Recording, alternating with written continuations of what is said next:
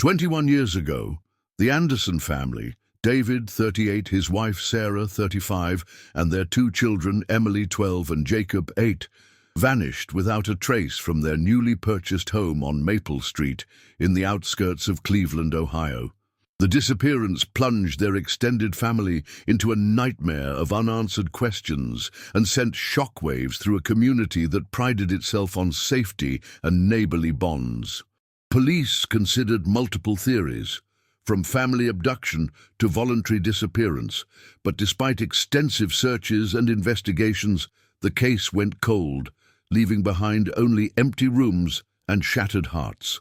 The Anderson relatives never lost hope, fighting tirelessly against police indifference and bureaucratic neglect, demanding that authorities continue searching for the truth that seemed to slip further away with each passing day. Before we continue, subscribe and hit the notification bell. Here, we reopen archived cases with respect and proof. The morning of October 15, 2004, started like any other crisp autumn day in suburban Cleveland, with golden leaves carpeting the sidewalks and the promise of another routine Friday ahead. David Anderson, a sturdy man with calloused hands and kind eyes, kissed Sarah goodbye at 6:15 a.m. as he prepared to leave for his job at Republic Steel, where he had worked reliably for 6 years as a maintenance supervisor. Sarah, still in her bathrobe and nursing her first cup of coffee, smiled sleepily and reminded him to pick up the paint samples they had discussed for Emily's bedroom renovation, a soft lavender that their 12-year-old daughter had been dreaming about for weeks. Sarah waved from the front porch of their newly acquired house, a stately 1920s colonial they had purchased just 3 months earlier for what seemed like an impossible bargain.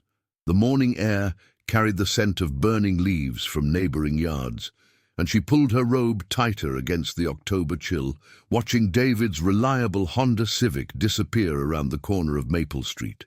Inside the house, she could hear the familiar sounds of her children getting ready for school, Emily's hairdryer humming upstairs and Jacob's voice calling out that he couldn't find his math homework.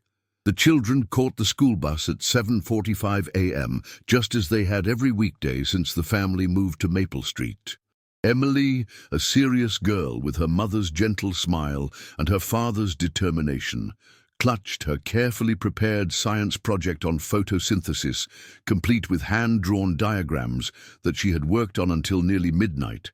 8-year-old Jacob, perpetually disheveled and eternally optimistic, had forgotten his lunch money again, prompting Sarah to chase after him with crumpled dollar bills and a kiss on his forehead. The yellow school bus wheezed to a stop, and both children climbed aboard, Emily finding her usual seat near the middle, while Jacob immediately began chattering with his best friend Tommy about their plans for weekend baseball practice. Neighbors would later recall with painful precision seeing Sarah hanging laundry in the backyard around noon, her movements graceful and unhurried as she pinned David's work shirts and the children's school clothes to the line. She wore a blue sweater that brought out her eyes and hummed an old Beatles song under her breath. Here comes the sun, while autumn wind rustled through the massive oak tree that had sold her on the house months earlier. Mrs. Henderson from next door even exchanged pleasantries about the upcoming Halloween decorations, with Sarah mentioning that Emily wanted to be Marie Curie for Trick or Treat, while Jacob was torn between Spider-Man and a firefighter costume. By 3:30 p.m., when the school bus wheezed to its familiar stop at the corner of Maple and Oak, Sarah was there, waiting with her usual warm smile, asking Emily about her presentation and listening to Jacob's animated story about the frog he had discovered during recess. She held each child's hand as they walked the short distance home, pointing out how the oak leaves were turning brilliant shades of red and gold. That ordinary moment, a mother walking her children home on a beautiful October afternoon, would haunt investigators for years as the last confirmed sighting of any member of the Anderson family. When David's supervisor, Bill Murphy, called the house at 6 p.m. to ask why his most reliable maintenance supervisor hadn't shown up for his evening shift, there was no answer. The phone rang endlessly into an empty house that would remain silent for the next 8 years, its cheerful yellow kitchen growing cold and dark while a pot of Sarah's homemade vegetable soup sat forgotten on the stove, slowly congealing as the hours passed and no one came home to turn off the burner. The Anderson family's journey to Maple Street began with what seemed like a stroke of incredible luck during the humid summer of 2004. Sarah Anderson, a part-time librarian at the Cleveland Heights branch, had been searching real estate listings obsessively for months, dreaming of finding a house that would give her children the stable childhood she remembered from her own youth in suburban Toledo. When she spotted a particular listing on a rainy Tuesday morning in July, her heart raced with an excitement she hadn't felt since Emily's birth 12 years earlier.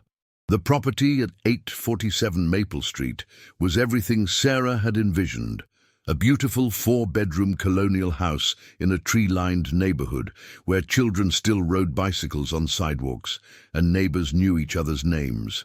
The listing price was almost too good to believe, nearly $40,000 below market value for comparable homes in the area. Sarah immediately called the realtor, Janet Morrison, a well-dressed woman in her 50s who spoke with the practiced enthusiasm of someone who had been selling Cleveland real estate for over 2 decades. During their first phone conversation, Janet Morrison explained that the previous owners had been motivated sellers who needed to relocate quickly for work opportunities on the West Coast. She emphasized that this was a rare opportunity for a young family to purchase a home in one of Cleveland's most desirable neighborhoods, complete with excellent schools and a strong sense of community safety. Morrison's voice carried an urgency that seemed genuine, explaining that several other families had already expressed interest and that the Anderson family would need to act quickly if they wanted to secure this remarkable opportunity. David initially expressed skepticism about the unusually low price when Sarah excitedly described the listing over dinner that evening. As a maintenance supervisor, he had developed a natural wariness of deals that seemed too good to be true, suspecting hidden structural problems or neighborhood issues that might explain the bargain pricing. However, his practical concerns melted away when he saw Sarah's enthusiasm and the children's excitement about the possibility of having their own bedrooms and a backyard large enough for a swing set. The family's first walkthrough of the property took place on a sunny Saturday morning in mid-July. Sarah fell in love with the house's original hardwood floors, which creaked pleasantly underfoot and spoke of decades of family life. The spacious kitchen featured vintage cabinets that reminded her of her grandmother's house and large windows that flooded the room with natural light even on overcast days. The living room boasted a brick fireplace that David immediately began planning to restore, imagining cozy winter evenings with his family gathered around the warmth. Emily claimed the sunny corner bedroom on the second floor, enchanted by built-in bookshelves that seemed designed for a girl who devoured novels faster than her parents could buy them. The room faced east, ensuring bright morning light for reading, and featured a window seat where Emily could imagine spending hours with her favorite books. Jacob was equally thrilled by the basement playroom, which came complete with an old ping-pong table that the previous owners had apparently forgotten, and wood paneling that gave the space a cozy, den-like atmosphere. During the walkthrough, Janet Morrison mentioned briefly that the house had been empty for a few months, while the previous family settled into their new lives across the country. She quickly redirected attention to practical matters, like the recently updated electrical system, new furnace that would keep heating costs manageable, and fresh coat of paint in most rooms that would save the Anderson family thousands in immediate renovation expenses. The tour moved at a brisk pace, with Morrison emphasizing the positive aspects of each room while discouraging lingering examination of details that might raise questions. What the Anderson family didn't know, and what Janet Morrison had strict instructions never to reveal, was that the house at 847 Maple Street had been vacant for over 2 years, not the few months she claimed.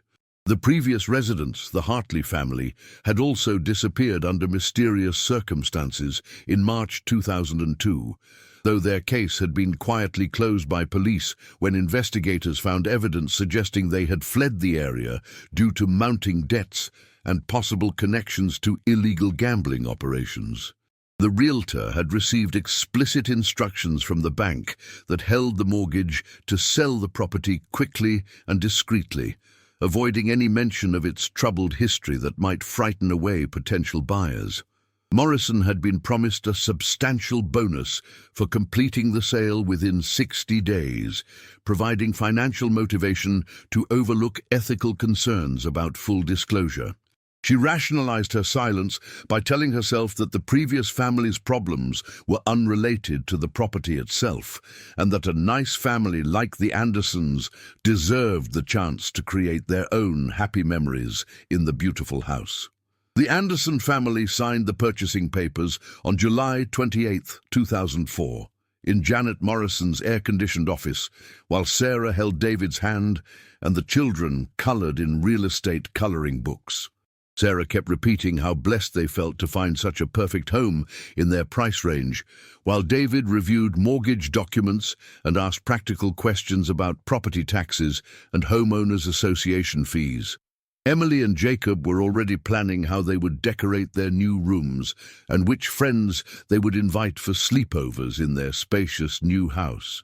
As they drove away from the real estate office, keys jingling in Sarah's purse and dreams dancing in their heads, the Anderson family believed they were beginning the American dream they had worked so hard to achieve.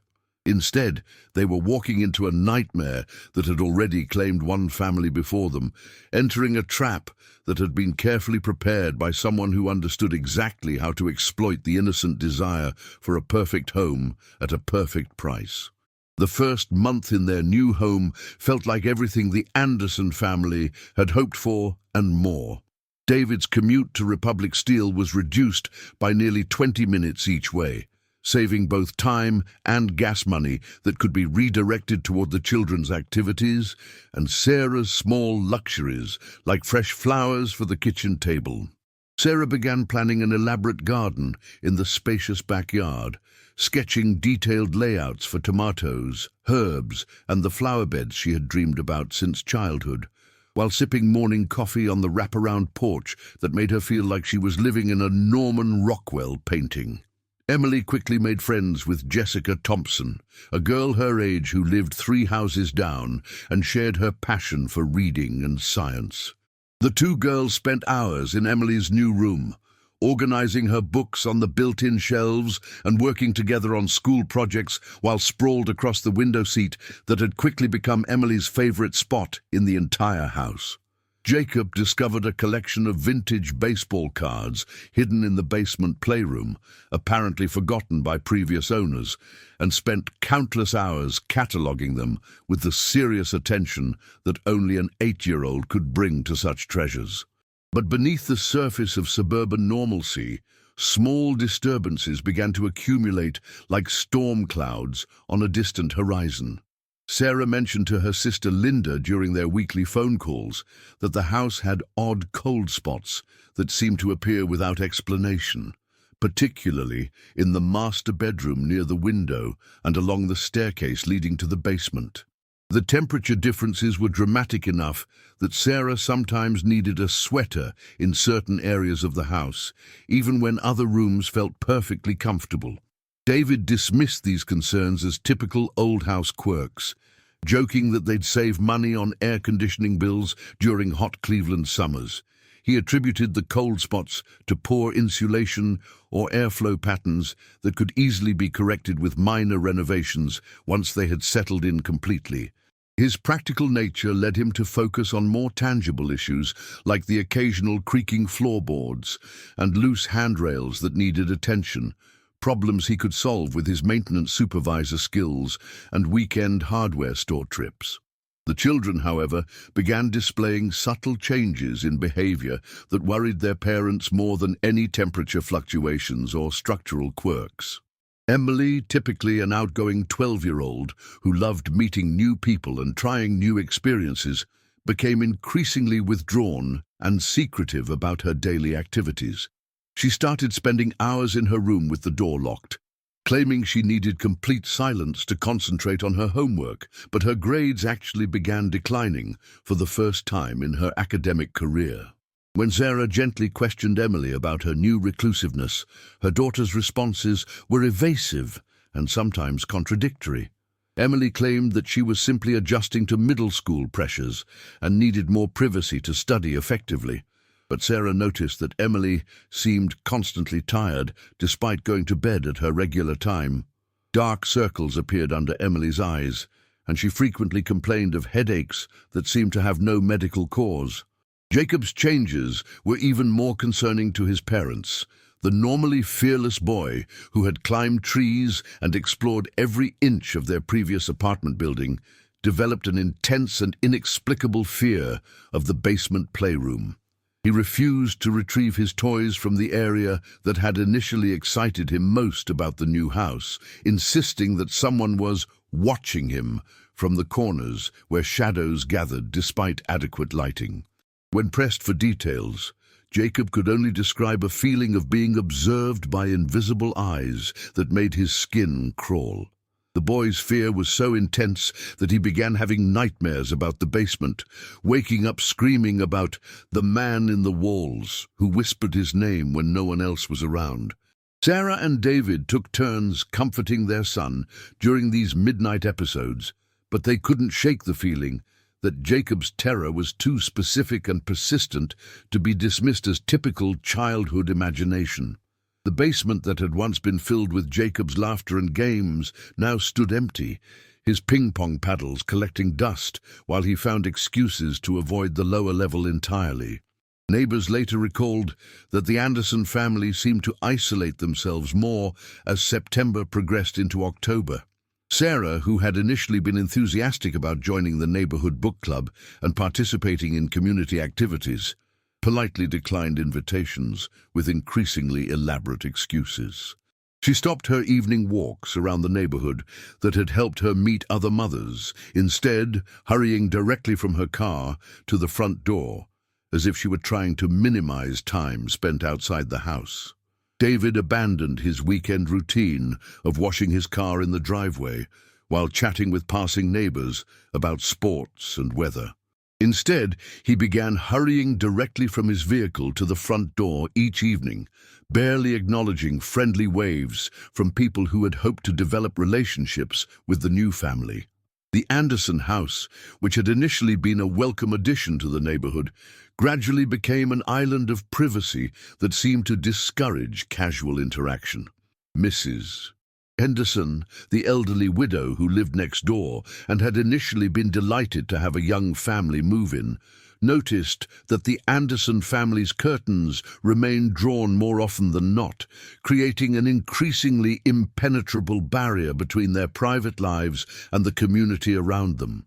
She missed the casual conversations she had enjoyed with Sarah during those first weeks, when they had discussed gardening tips and shared stories about their children's school activities.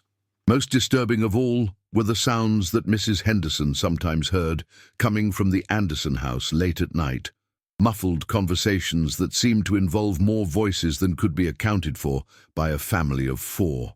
The discussions appeared to be urgent and emotional, sometimes rising to argument levels before dropping back to whispered tones that carried through the thin walls separating the two properties. When she mentioned this observation to Sarah during one of their increasingly rare fence-line chats, Sarah's face went pale, and she quickly changed the subject to the upcoming school fundraiser, leaving Mrs. Henderson with the uncomfortable feeling that she had stumbled onto something the family preferred to keep private.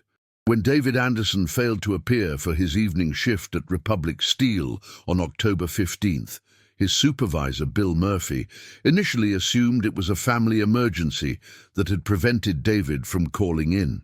The steel plant had a long-standing policy of understanding when workers faced personal crises, and David had been such a reliable employee for 6 years that missing work without notification was completely out of character.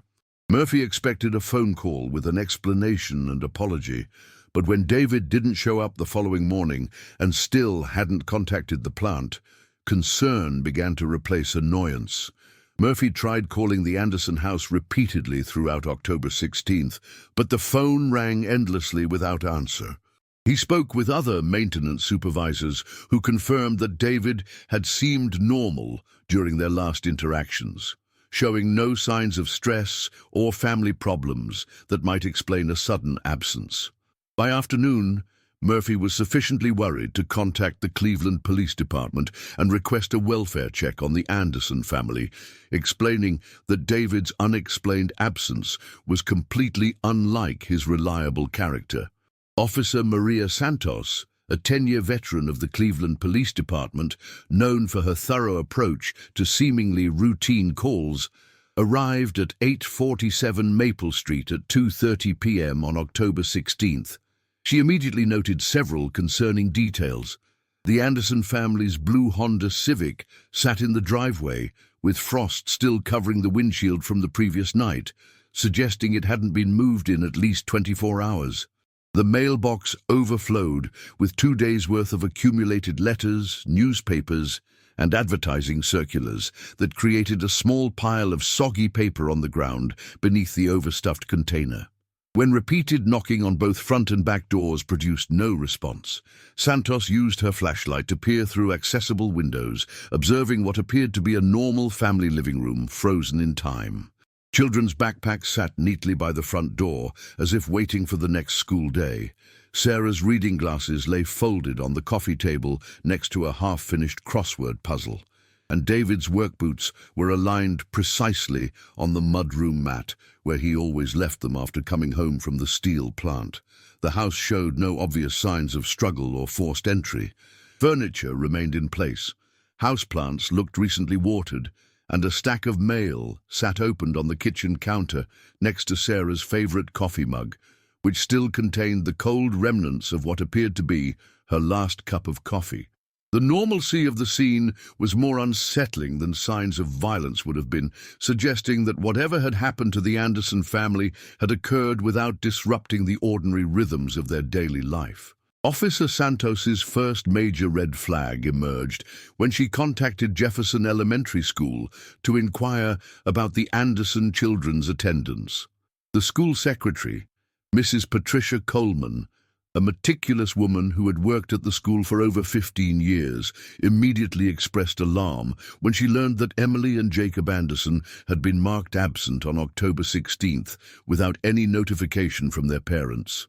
She explained that Sarah Anderson was the type of mother who called if her child would be even 5 minutes late, and had never once failed to notify the school office when her children were sick or would be absent for any reason.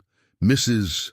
Coleman's records showed that Sarah had called the school office on October 15th to confirm that both children would be participating in the upcoming Halloween party, discussing costume guidelines and volunteering to bring homemade cupcakes decorated with autumn themes.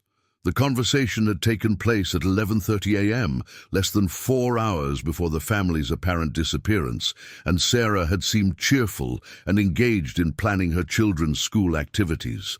Within hours of Officer Santos's initial assessment, what began as a routine welfare check escalated into a full missing persons investigation involving multiple departments and specialized units.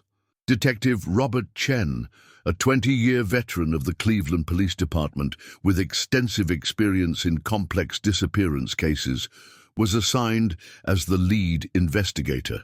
His initial review of the situation was grimly efficient. 4 family members, aged 8 to 38, had vanished simultaneously from their home without taking essential items like prescription medications, Sarah's purse with credit cards and identification, or the children's favorite comfort items that no child would willingly leave behind.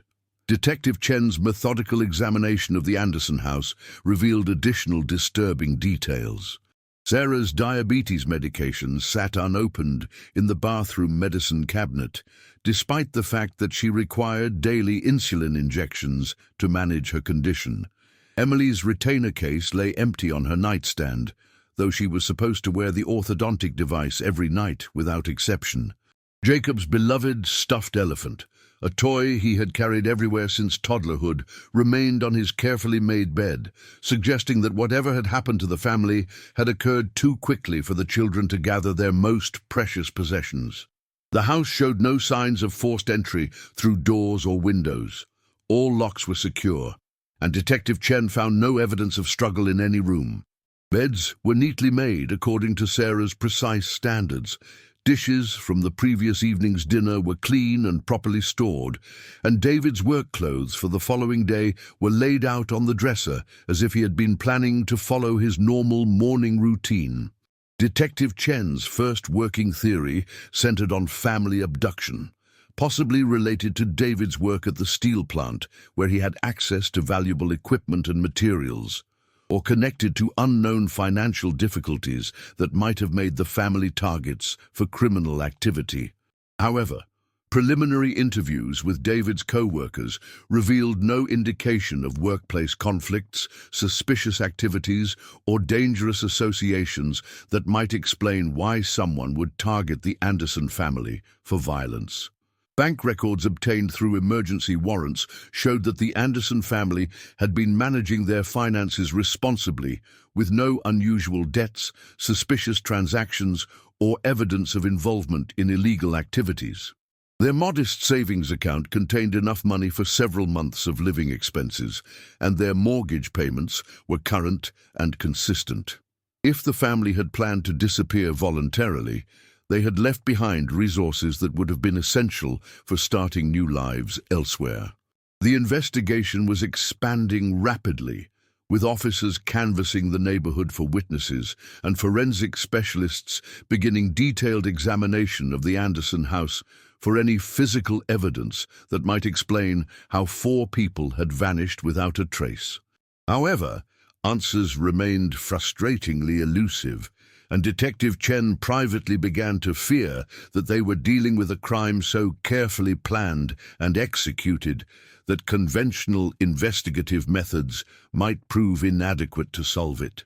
As news of the Anderson family's complete disappearance spread through the neighborhood surrounding Maple Street, an atmosphere of fear and suspicion began to take hold that fundamentally changed the character of what had once been a peaceful suburban community. Parents who had previously allowed their children to walk alone to school bus stops now insisted on accompanying them, creating small clusters of anxious adults at every corner each morning and afternoon.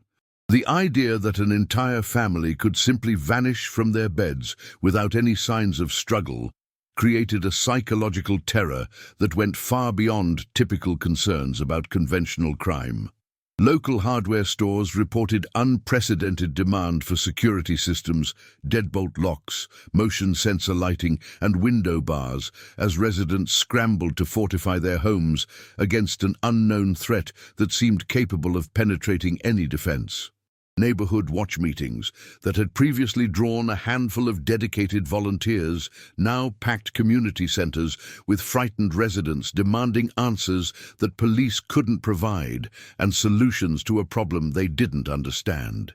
Detective Chen organized extensive ground searches involving over 200 volunteers from the community, including members of local churches, civic organizations, and concerned neighbors who wanted to contribute to finding the missing family.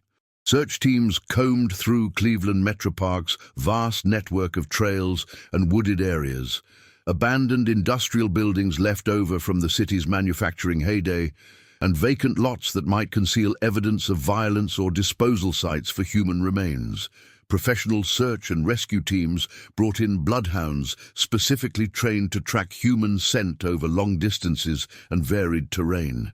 The dogs were given clothing items from each family member to establish scent profiles, but their efforts produced confusing and contradictory results. The bloodhounds would follow strong scent trails from the Anderson house to the front sidewalk, then lose all traces, as if the family had simply evaporated into the autumn air. Multiple attempts with different dogs and handlers produced identical results, suggesting that whatever had happened to the Anderson family had involved transportation that completely eliminated scent trails. The extensive media attention brought both valuable assistance and frustrating complications to the investigation. Local television stations ran nightly updates on the Maple Street mystery, generating hundreds of tips from well-meaning citizens across northeastern Ohio who reported suspicious activities, unusual visitors, and possible sightings of the missing family members. However, most leads proved to be false sightings based on wishful thinking rather than accurate observations, wasting valuable investigative resources on wild goose chases that led nowhere. One particularly persistent rumor suggested that the Anderson family had been targeted by human trafficking organizations operating along Interstate 90 between Cleveland and other major cities. This theory gained traction on social media and local talk radio shows, prompting FBI involvement in the case and extensive investigation of known trafficking networks throughout the Great Lakes region. However, federal agents found no evidence supporting organized crime connections to the Anderson disappearance, and trafficking experts explained that entire families were rarely targeted by such operations, which typically focused on vulnerable individuals who could be more easily controlled and exploited. Sarah Anderson's sister, Linda Matthews, emerged as the family's primary spokesperson and most tireless advocate during this crucial early period. Linda, a high school teacher from nearby Lakewood, took extended leave from her job to coordinate with police, organize search efforts, and maintain media attention on her sister's case. Her tearful television interviews revealed a close-knit family that had been genuinely excited about their new home and optimistic about their future in Cleveland's suburbs. Linda's persistence in keeping the case in public awareness would prove crucial in the years to come, even as police resources gradually shifted to newer investigations and community attention moved on to other concerns.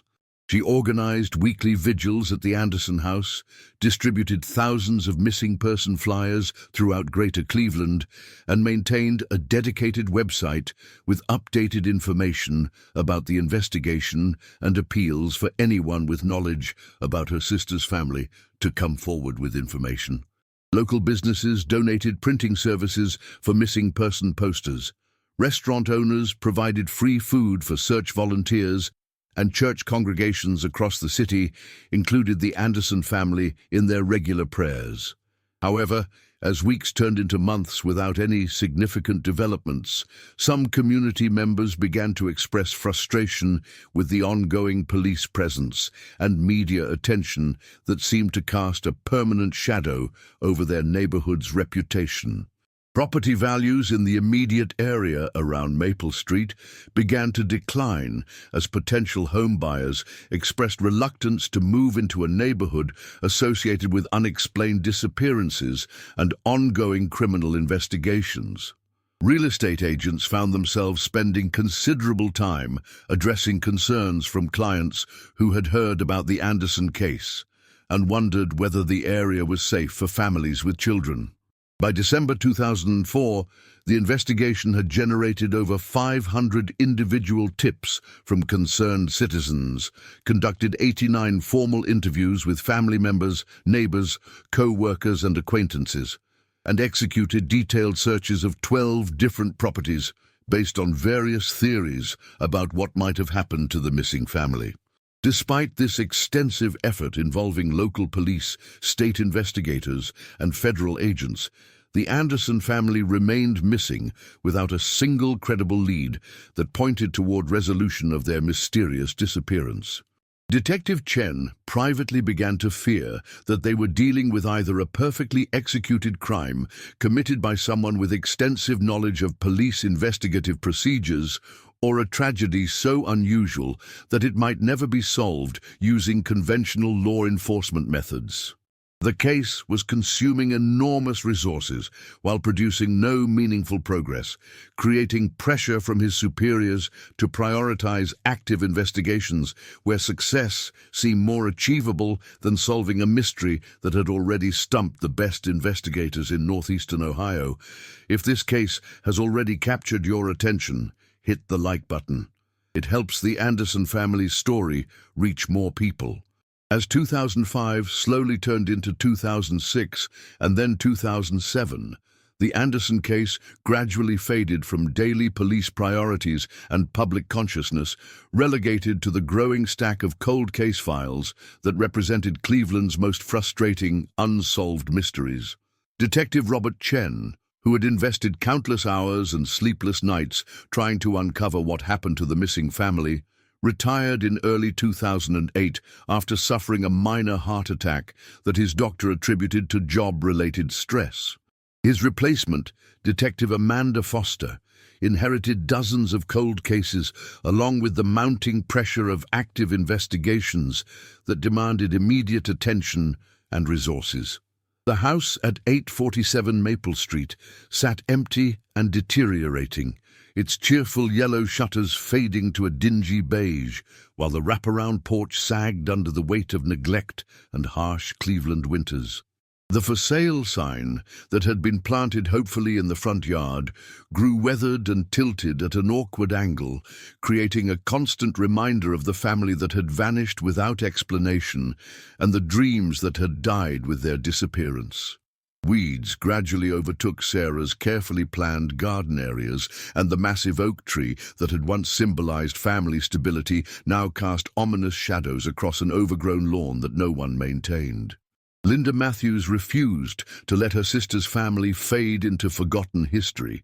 She organized annual vigils on October 15th, marking each anniversary of the disappearance with renewed pleas for information and emotional appeals to anyone who might possess knowledge about what happened to Sarah, David, Emily, and Jacob Anderson. Local churches continued to support her efforts, providing meeting spaces and volunteer coordination. But attendance at these memorial gatherings dwindled steadily as years passed and hope faded among all but the most dedicated supporters. The case that had once dominated local headlines and consumed community conversations became an occasional human interest story, typically appearing around the anniversary date or when slow news cycles prompted journalists to revisit unsolved mysteries from their archives. These stories were inevitably filed under cold cases rather than active investigations, reflecting the reality that police had exhausted all conventional leads and had no new avenues to pursue without fresh evidence or witness testimony. During this period of official inactivity, strange reports began to surface about the empty house on Maple Street that added an element of supernatural fear to an already disturbing mystery.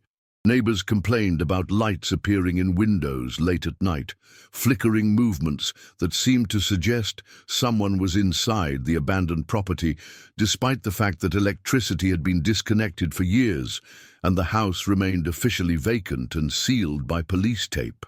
Mrs. Patterson, who had moved into Mrs. Henderson's former house after the elderly woman relocated to Florida, reported seeing shadowy figures moving past windows on multiple occasions.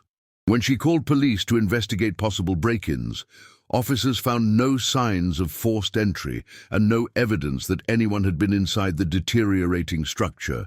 The incidents were logged as possible optical illusions or reflections from streetlights, but Mrs. Patterson remained convinced that something unexplained was happening in the empty Anderson house. Teenagers from the neighborhood began daring each other to approach the property on Halloween night, creating an informal tradition of testing their courage against whatever supernatural forces might inhabit the abandoned home. These juvenile adventures produced numerous reports of unusual sounds emanating from inside the house, cold spots that seemed to follow visitors as they retreated from the property, and an overwhelming sense of being watched by invisible eyes that made even the bravest adolescents reluctant to linger near the house after dark. The property's reputation for being haunted spread through local real estate networks, creating additional obstacles for any potential sale of the house. Word-of-mouth warnings circulated among real estate professionals about the difficulties associated with showing or selling the Anderson house, as it had become known throughout the industry. 3 different families attempted to purchase and renovate the property between 2006 and 2011, but each potential deal fell through after the prospective buyers learned about the family disappearance and the house's growing reputation for supernatural activity. Real estate agents began to avoid showing the property altogether, citing liability concerns about taking clients to a location associated with unexplained disappearances and possible safety hazards. The bank that held the mortgage eventually stopped trying to actively market the house, writing off the investment as a total loss and allowing the property to deteriorate without maintenance or upkeep. Insurance companies refused to provide coverage for the abandoned structure, citing its reputation and the unknown circumstances surrounding the previous occupant's disappearance. Linda Matthews maintained relentless pressure on the Cleveland Police Department throughout this period, filing formal requests for case updates every 6 months and demanding to know what steps were being taken to continue the search for her sister's family. Her persistence was both admired and quietly resented by overworked detectives who had no new leads to pursue and limited resources to dedicate to cases that seemed unsolvable using traditional investigative methods. However, Linda's refusal to accept defeat and her unwavering determination to keep the Anderson case in public awareness would ultimately prove to be the key factor in eventually uncovering the truth about what happened to her sister's family. Her advocacy caught the attention of investigative journalists, cold case specialists, and forensic experts who were intrigued by the unusual circumstances of the disappearance and the complete lack of evidence that typically accompanies even the most carefully planned crimes. In 2011, significant advances in forensic technology and DNA analysis prompted Detective Foster to request that several of Cleveland's most puzzling cold cases be reopened for review using modern investigative techniques that hadn't been available during the original investigations. The Anderson file was selected for fresh examination, not because of any new evidence or witness testimony, but because Linda Matthews had convinced a local investigative journalist to write a comprehensive feature story about families who refused to give up hope, despite years of official inactivity and bureaucratic indifference to their ongoing suffering.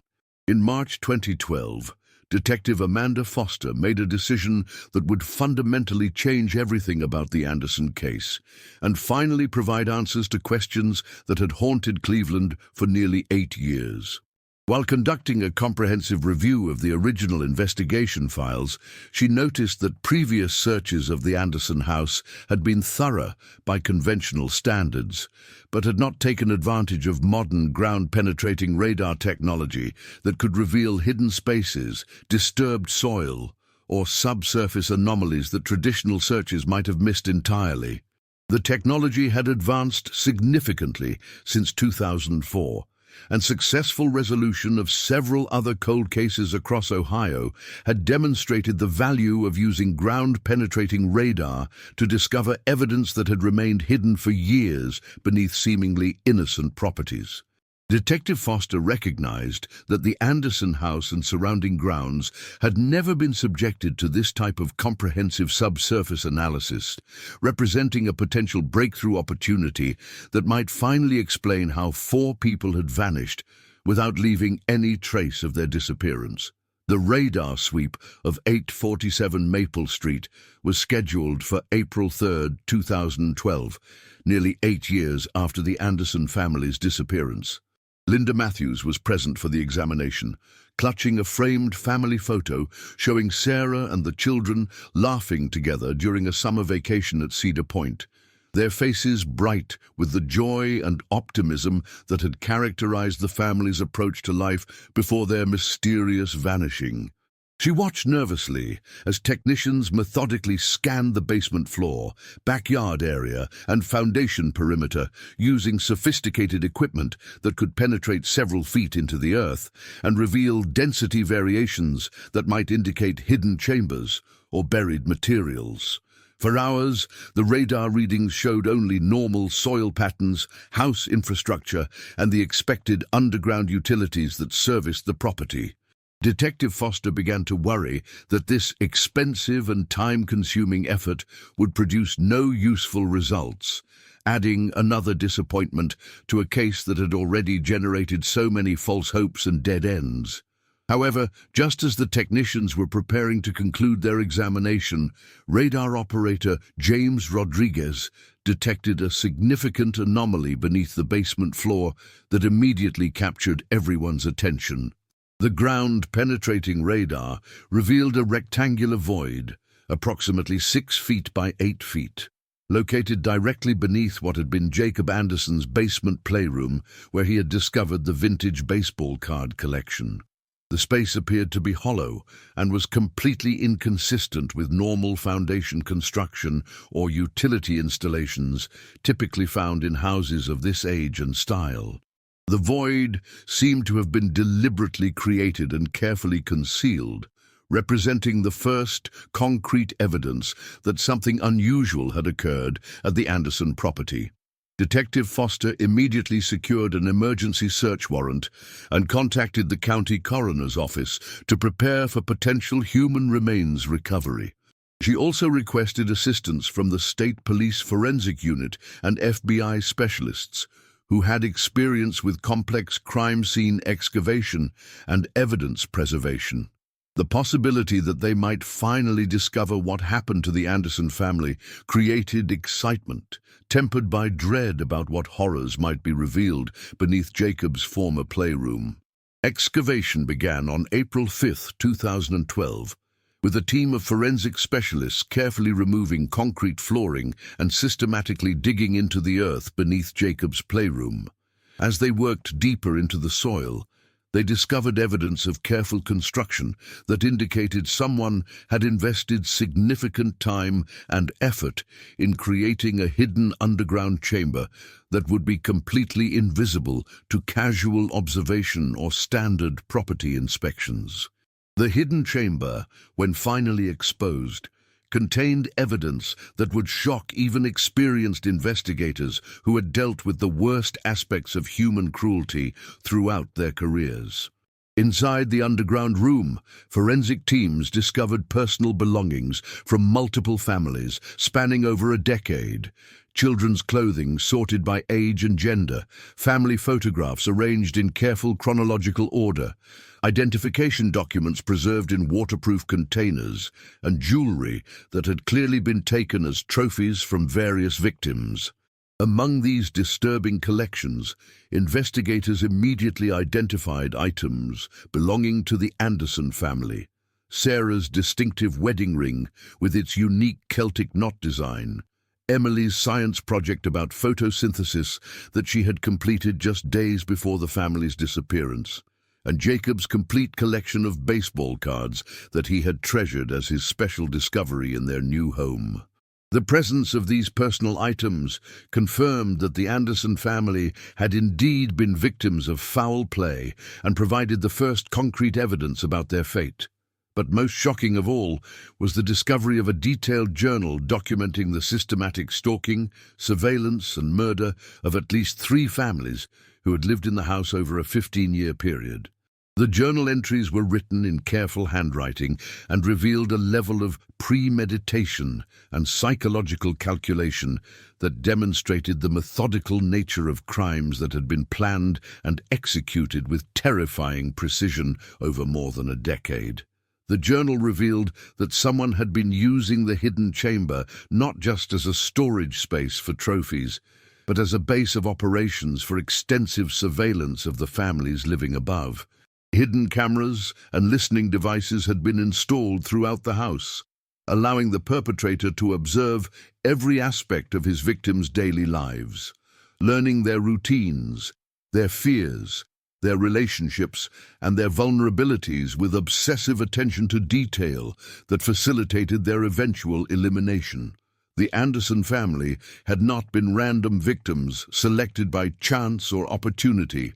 They had been carefully chosen targets in a pattern of predatory behavior that had been ongoing for over a decade, with their murder representing the culmination of months of detailed observation and planning designed to ensure that their disappearance would leave no evidence that could lead back to their killer.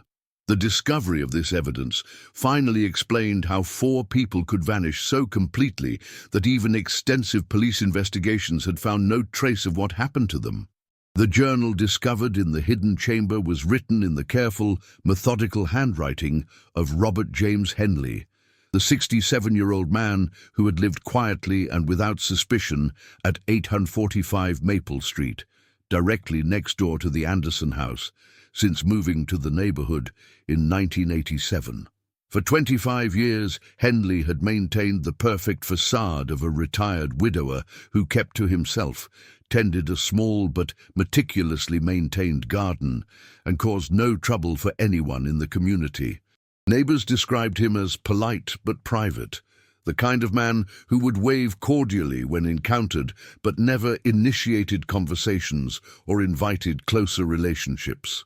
The truth, as revealed through his extensive and detailed documentation, was far more sinister than anyone in the quiet suburban neighborhood could have imagined.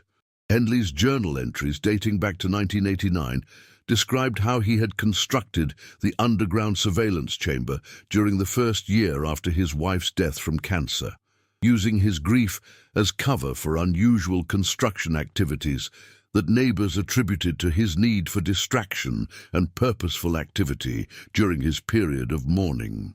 The journal revealed that Henley had been a building contractor before his retirement, possessing all the technical skills necessary to excavate and construct the hidden chamber without detection.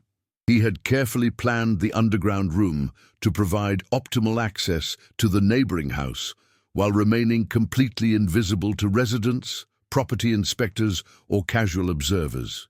The chamber had been equipped with electricity tapped illegally from his own house, sophisticated surveillance equipment, and climate control systems that allowed him to spend extended periods underground without discomfort. Henley's entries described in disturbing detail how he had developed his surveillance capabilities over several years, installing hidden cameras and listening devices throughout the neighboring house during periods when it stood empty between occupants. He had created detailed floor plans showing optimal camera placement for observing family activities in bedrooms, bathrooms, kitchen areas, and the basement playroom that became Jacob Anderson's favorite space in their new home. The first documented victims had been the Martinez family in 1997, Carlos and Maria Martinez, along with their 3 children aged 6, 9, and 14. Henley's journal described months of observation as he learned their daily routines, school schedules, work patterns, and weekend activities with obsessive precision. He had documented their family dynamics, noting which family members were most trusting, which were most observant, and how their relationships could be exploited to facilitate their eventual elimination. The Martinez family's disappearance had been attributed by police to immigration concerns, as both parents had been undocumented workers who might have fled to avoid deportation. Henley had deliberately selected this family because he understood that their undocumented status would make them less likely to receive extensive police investigation and media attention if they disappeared. His calculation had been correct. Their case received minimal investigation and was closed quickly when authorities found evidence suggesting voluntary departure from the area. The Hartley family had been his second set of victims in 2002. Robert and Jennifer Hartley with their 2 daughters, ages 11 and 13. Henley's journal entries about the Hartley family were even more detailed and disturbing, showing how his surveillance techniques had become more sophisticated over the 5 years between crimes. He had installed motion sensors, improved his camera systems, and developed methods for monitoring the family's phone conversations and internet activities. Henley had chosen the Hartley family specifically because Robert Hartley had accumulated significant gambling debts that provided perfect cover for their eventual disappearance. When the family vanished, police investigation quickly focused on theories about flight from creditors or involvement with illegal gambling operations.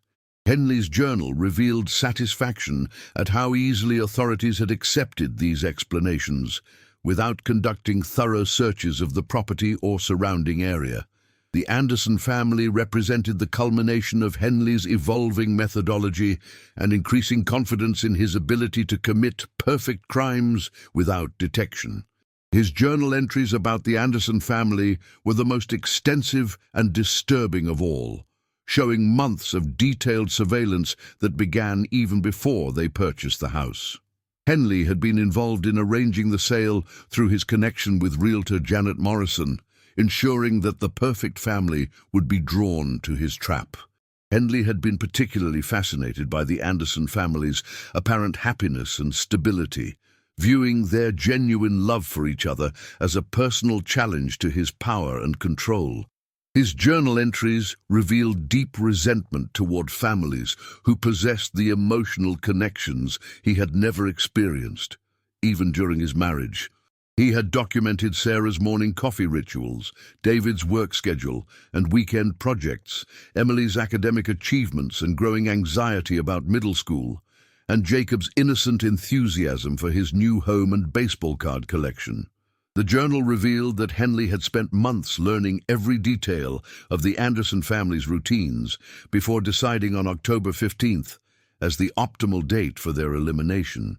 He had chosen a Friday because it provided the maximum time before anyone would notice their absence, and he had waited until after the children returned from school to ensure the entire family would be present for his final assault on their lives.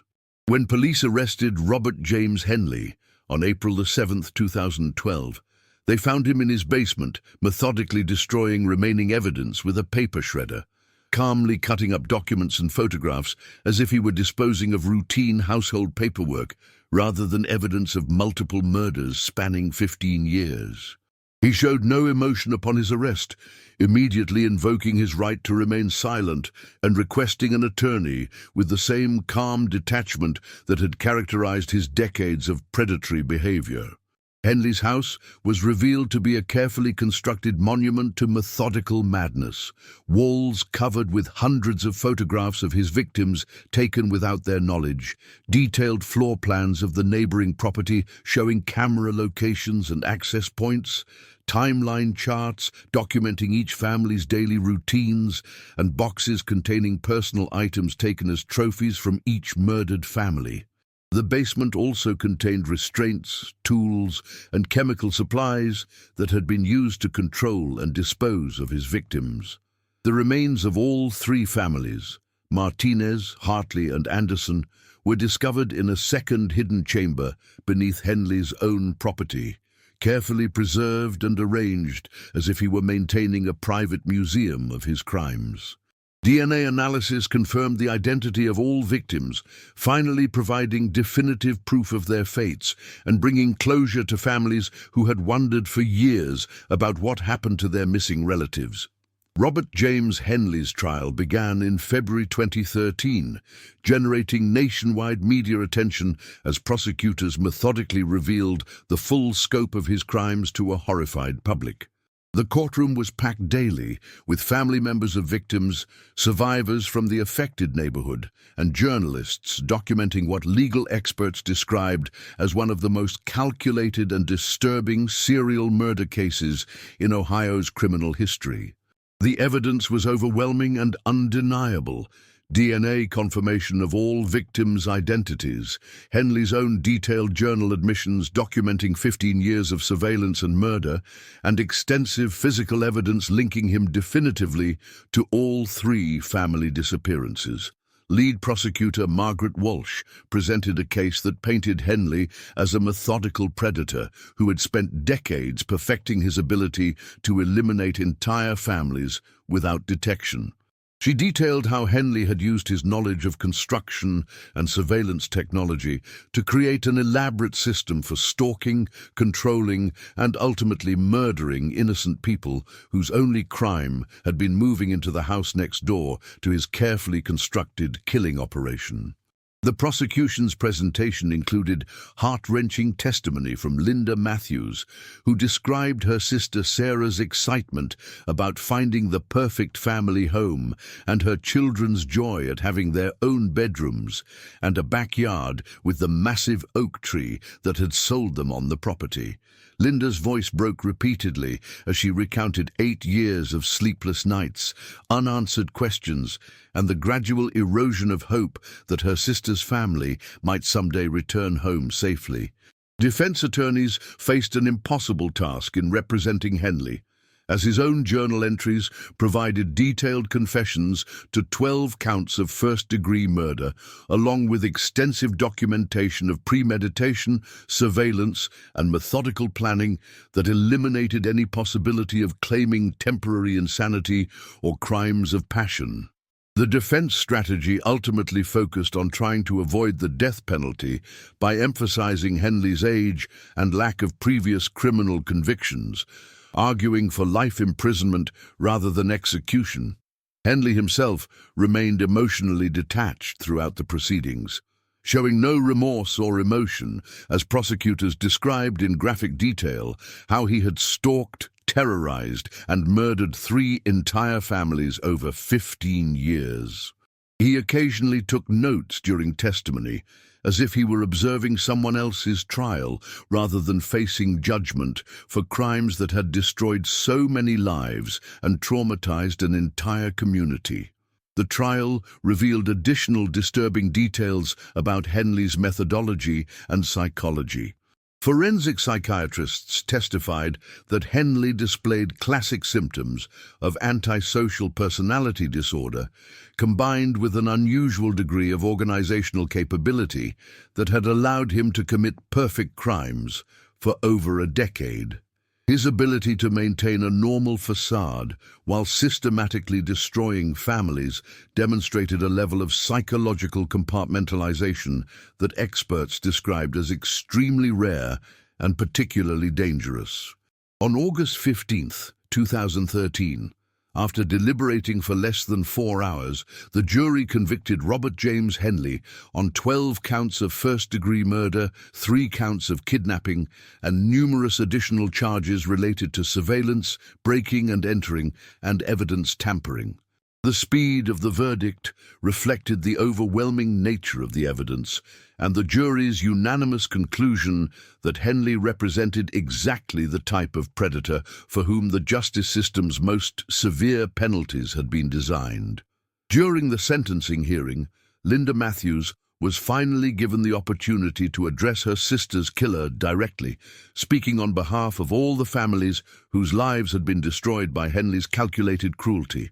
Through tears that had been building for nearly 9 years, she described Sarah's dreams of creating the perfect family home where her children could grow up safely, David's pride in providing for his family and working toward the American dream, Emily's plans to become a veterinarian and help animals, and Jacob's infectious laughter that had filled every room he entered with joy and hope. "You didn't just take their lives," Linda told Henley, her voice growing stronger as she spoke. "You stole their futures, their dreams, their children's graduations and weddings and grandchildren they would never have. You took Sarah's garden that she planned but never got to plant, David's promotion at work that he was going to use to take the family to Disney World, Emily's acceptance to the gifted program that arrived in the mail the day after you murdered her, and Jacob's 8th birthday party that we had already planned with Superman decorations because that was his favorite superhero." Linda's victim impact statement continued for nearly 30 minutes, describing not only the immediate tragedy of the murders, but the ripple effects that had destroyed extended family relationships, ended marriages strained by grief, and created permanent trauma for cousins, grandparents, and friends who had loved the Anderson family. She spoke about David's parents, who had died within 2 years of their son's disappearance, never knowing what happened to him or their beloved grandchildren. Throughout Linda's statement, Henley showed no visible emotion or remorse, maintaining the same cold detachment that had characterized his decades of predatory behavior. His lack of human response to the suffering he had caused only reinforced the jury's conviction that he was beyond rehabilitation or redemption, representing a permanent threat to any community where he might be allowed to live.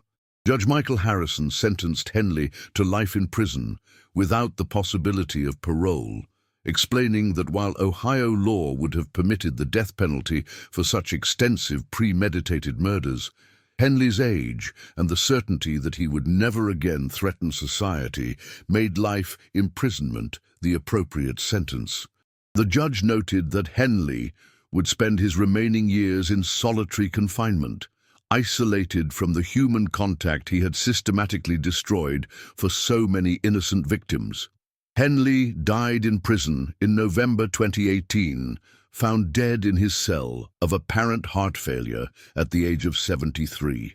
He had served only 5 years of his life sentence, taking with him any additional secrets about other potential victims or crimes that might never be discovered. Prison officials reported that Henley had been a model prisoner who caused no trouble, followed all rules, and maintained the same emotional detachment that had characterized his behavior throughout his arrest, trial, and incarceration. The house at 847 Maple Street was demolished in September 2014, with the city of Cleveland converting the lot into a small memorial park dedicated to victims of violent crime and their families who refused to give up hope for justice. Linda Matthews worked closely with city planners and landscape architects to ensure that the space would serve as a place of healing and remembrance rather than morbid curiosity or dark tourism that might exploit the tragedy for entertainment purposes. The Memorial Park features a children's playground built around the massive oak tree that had originally excited the Anderson family about their new home. Brass plaques embedded in walking paths commemorate not only the Anderson, Martinez, and Hartley families, but all victims of unsolved crimes whose cases remain open and whose families continue searching for answers. The park has become a gathering place for support groups, memorial services, and community events focused on crime prevention and victim advocacy. Linda Matthews continues her tireless advocacy for families of missing persons, serving on state committees that work to prevent cases from going cold due to inadequate resources, bureaucratic indifference, or investigative oversights. She has never married and has dedicated her professional and personal life to ensuring that other families receive the persistent attention and support that eventually brought justice for Sarah, David, Emily, and Jacob Anderson. The Anderson case led to significant changes in how Ohio handles missing persons investigations, particularly those involving entire families who disappear simultaneously from residential properties. The Anderson Protocol now requires more comprehensive property searches using ground-penetrating radar and other advanced technologies, mandates coordination between local and state investigative units for complex disappearances, and establishes specific timelines for case reviews to prevent investigations from becoming permanently cold without periodic re-examination. Linda's advocacy work has expanded beyond Ohio to include consultation with law enforcement agencies across the country, sharing lessons learned from her family's tragedy to help prevent other cases from remaining unsolved due to inadequate investigative techniques or insufficient persistence. She regularly speaks at conferences for families of missing persons, providing both practical advice about navigating law enforcement bureaucracy and emotional support for people facing the same uncertainty and grief she endured for 8 years. The Memorial Park, dedicated to the Anderson family, has become a symbol of resilience, community support, and the power of persistent hope in the face of seemingly impossible circumstances. Families bring their children to play on swings beneath the same oak tree that had once excited Jacob Anderson about his new home, creating new memories and continuing cycles of joy that Henley's cruelty could not permanently destroy. Every October 15th, on the anniversary of the Anderson family's disappearance, Linda Matthews leads a candlelight vigil at the Memorial Park, joined by other families of crime victims, law enforcement officers who worked on the case, and community members who refused to forget the importance of protecting innocent families from predators who hide behind facades of normalcy and respectability. These annual gatherings serve as reminders that justice may be delayed but should never be abandoned, and that communities have obligations to protect their most vulnerable members from those who would exploit trust and proximity to commit unspeakable crimes. The legacy of the Anderson family extends beyond the tragedy of their murders to encompass the positive changes their case inspired in law enforcement procedures, victim advocacy programs, and community awareness about the dangers that can lurk behind the most ordinary appearances. Their story serves as both a warning about the evil that can hide in plain sight and a testament to the power of love, persistence, and refusal to accept defeat in the pursuit of truth and justice. Subscribe to our channel to explore more archived and disturbing cases across America. Thank you for following the story of the Anderson family. See you in the next video.